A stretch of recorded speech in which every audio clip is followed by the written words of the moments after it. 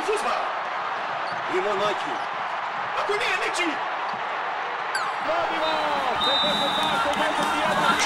Ovo lopta. Kecmani. Idi igraj. Deca se prezajbavaju. Idi igraj malo. Otkud ja znam. Igraj. Možda su prerušene ustaše.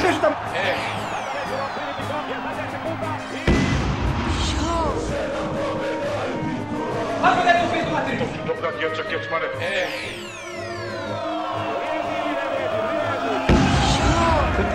Kako ti sad patetičan ti? To je normalna situacija. Što se radi? Oznojio sam se. Šta to misli? Šta vam je bre? Koji vam je bre? Viš da ovi ljudi bre gledaju okolo, gdje će pričati kako se Srbi samo svađaju. Kecmane, pusti to dobro. Uvijek morate da pasite da vam ja ne jedem mater malo. Kom si bre Kecmane u fazonu, čovječe, ti treba da se lečiš. Pre možemo jednom bez frke da pređemo granicu.